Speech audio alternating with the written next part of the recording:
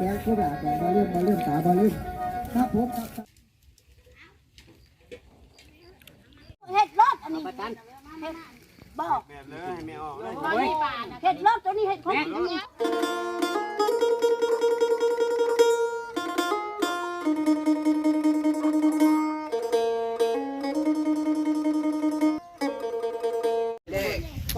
เจริญพรพ่อแม่เนาะเมื่อนี้มากินข้าว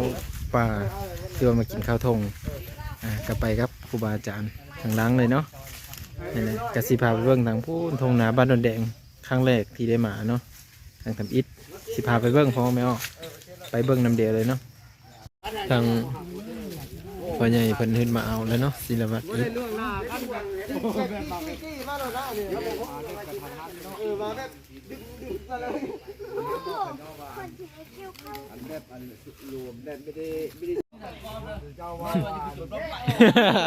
อันนั้นจุดลงไผ่แต่แท้ได้นะจุดลงไผ่คือจุดลงไผ่เลยเนาะ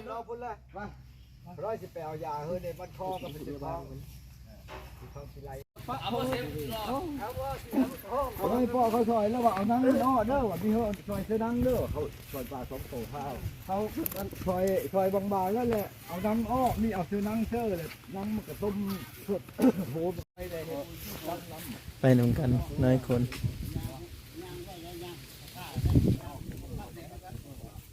จะสุกจะมาเพื่อจะสุกมาเพื่อเชิญมานั่งห้องอัน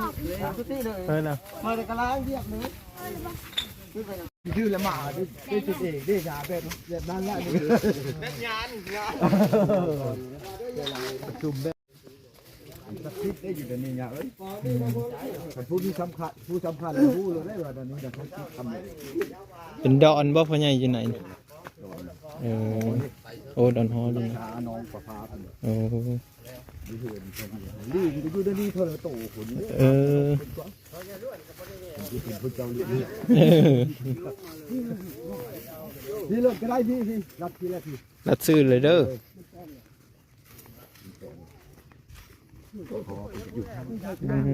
ทางไหนนี่เนาะ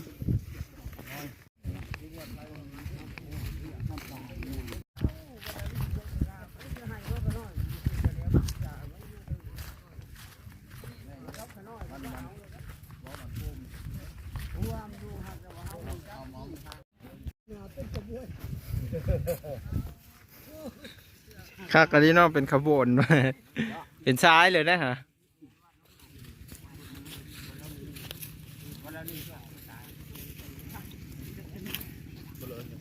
พอเนี่ยร้อนพี่จังได้อยู่ได้กินแบะขนมไปน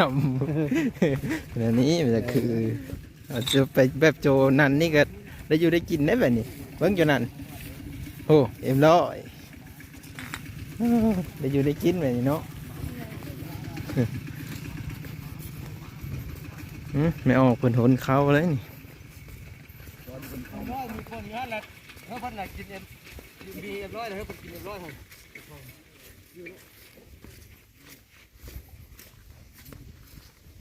เป็นหนเข้า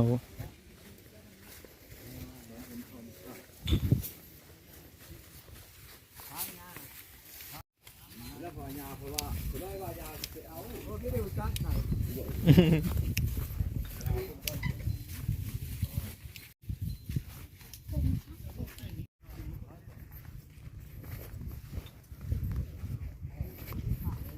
ข้าวกำลังเคี้ยวยังไม่ทันสุก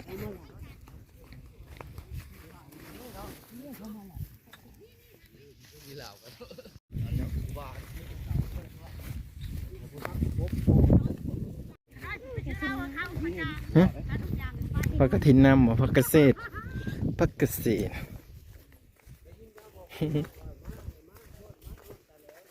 จะเฮาบ้านผลบ่อนี่ภาษีเฮาบ้านที่จะสุกอาบน้ำสุกโดดรถฮะท่วมหนูแล้วเจ้าฮะองศาเพิ่นเป็นเยอะเนาะ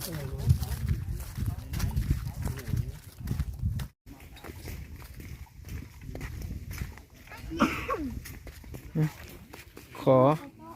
อคม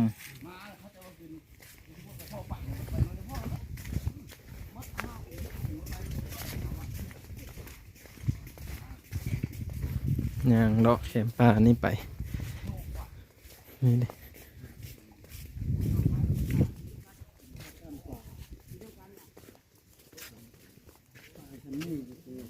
โดย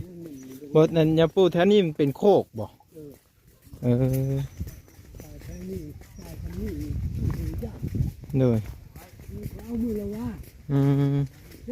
ทางเลยเนาะโดย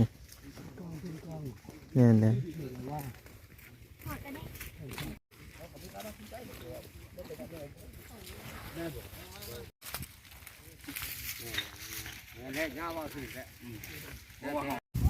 ศิลวัลโลดเนี่ยจักไปทางเรือเฮ่เลย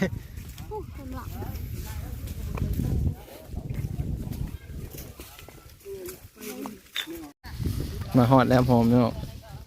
เทียงหนาเพิ่นโอ้มีไฟผ้าคักแน่เด้เพิ่นเอาไฟผ้ามานำ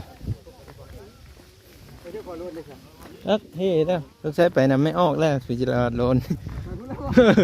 ย่างมาเพิ่นมีเห็นโซนกันอยู่หั่นเพิ่นจักไปซื้อไปเบิ่งพอเอาปลา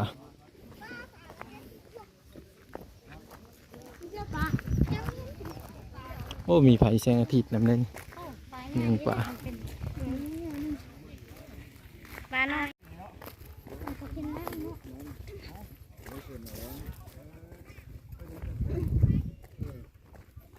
ตัวนี้มีงามคือตัวเข้ามาเนาะกับผักกระถินน้ำผักเกษตร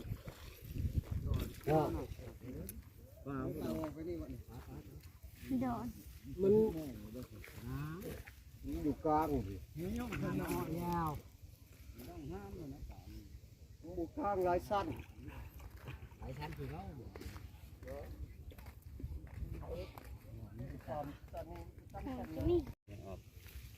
50 โลนะ ก็มีมากระถันนั่นนี่กินได้เด้อมากระถันน้ำปักมือสุดยอด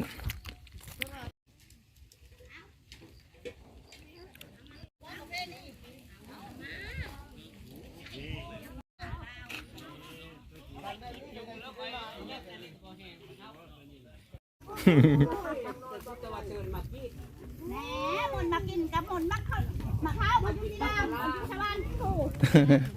แต่ว่าข้าวรามนั่นมีแต่ได้เฮ็ดกินบ้างซื่อเด้อ กินบ้างมันบ่แล้วจะลุบได้สะดุ้งอย่างไร ป้าก็ขี่รถจักรไปเอาหมุนมาข้าวนั่นไอ้น้ำก้อนก็อยู่ถูก แล้วก้อนก็ไปแป้งเอากันอันไปแป้ง คนมุกเห็ดรถอันนี้บอก แบบเลยให้ไม่ออกเลย เห็ดรถตัวนี้เห็ดคนนี้เข้าล้ำไปส่งตลบัด มันพ่อแล้ว ขันหนักขันบดทำที่นี่ ศิลวันโลนคนเหนียวศิลวันโลนคนว่าแล้ว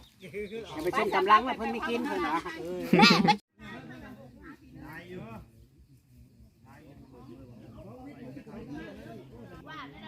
ทันดอก ก็เช่นตั้งบังคลามน่ะ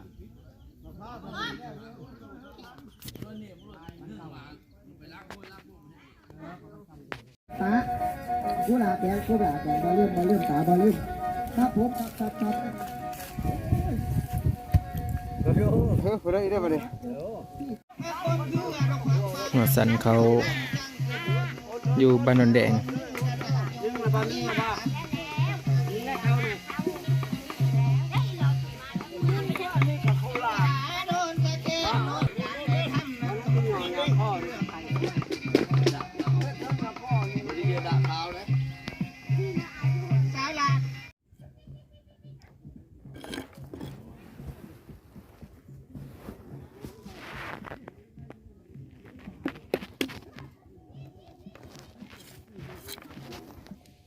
มาเด้อกินมากระบกเยอะค่ะกะลีแต่พอไม่ออกอยู่อันดอนแดงเนี่ยนี่บักเยอะหนึ่งมามันก็ต้องเยอะได้ผู้เบิ่งนะผู้อยู่แต่แล้วยังมีซ้ำนี่ซ้ำมาโคตรเยอะเลย หยังเว้ย หน่อย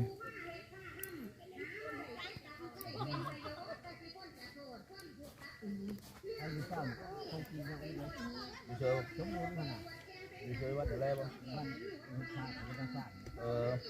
แล้วบ้านก็ไปวะเป็นตะกินได้อาหารไงแซ่บป่ะ วัดตะกงมันน่ะฮอด โอ้เจ้าซุกนี่เพิ่นถือเลขได้ผมไม่ออกเลยเจ้าซุกคือเลขว่าสิเฮอ10,000จักว่านั่นเลยแหละว่าสิถวายหยังครูเพิ่นว่าได้แต่ว่าเดี๋ยวนี้ก็จักว่าเริ่มมิดเลยเดี๋ยวนี้ฮะมันนี่ยิ้มเสิร์ฟมีเว้าแล้วอีเด้จักแนวเลอะแล้วเจ้าซุกนี่ก็ได้เนาะเจ้าแก่แล้วไม่ได้ยินเนาะเว้าค่อยๆเนาะไม่ได้ยินเนาะเราถือเลขได้มื้อน่ะเราถือ70บ่คือว่าแล้วก็มิดเลยเจ้าซุกฮะเราไม่ได้ยินดอกเขาเว้ากันค่อยๆนึงเราไม่ได้ยินดอกเจ้าซุกนะ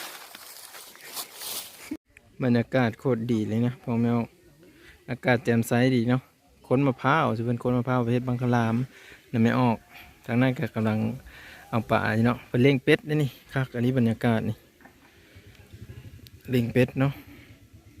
เป็ดกับสีอาบน้ำเท่านี้นะเป็ดก็งามเป็ดก็งามแห้ง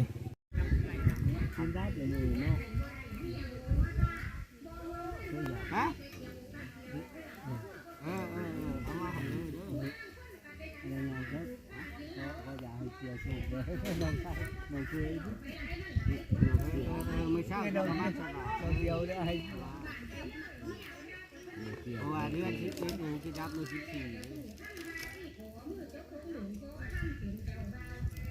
ถ่ายครั้งนี้โอ้ยมันจะน้อยแล้วจะเอามาขับพ่อมาให้มันมาขับพ่อมันดีเลยเป็นลูกคนไรดีไอ้เพราะมันปกก็มาจะหม้อเลยมันดีเลยมาจะหม้อมาขับพ่อมาไปเลยมานั่นนี่ขับพ่อมันดีให้เรามาสบายเลยเอาไปได้ตัวไง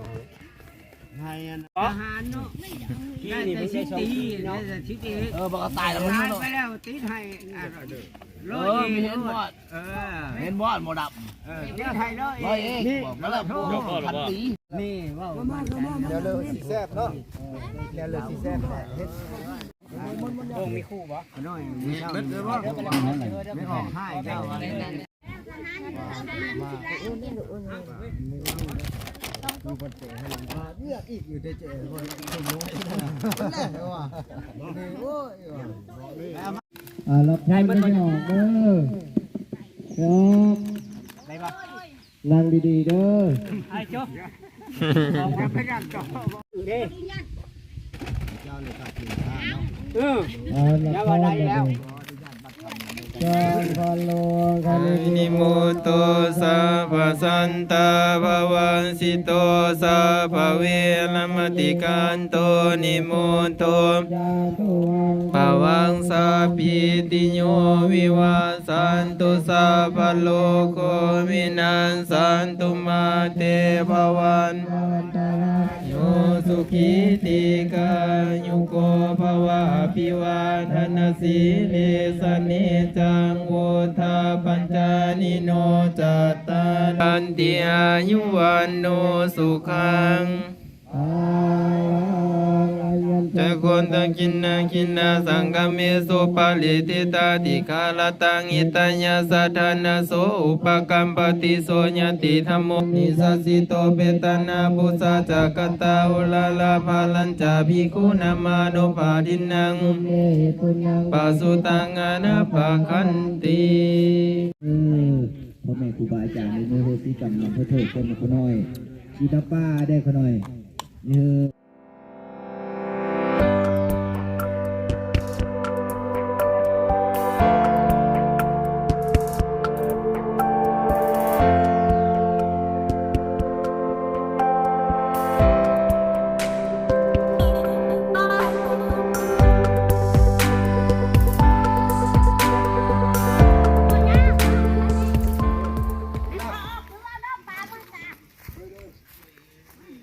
ตอนนี้ก็สิได้กลับมือแล้วนะพอไม่ออก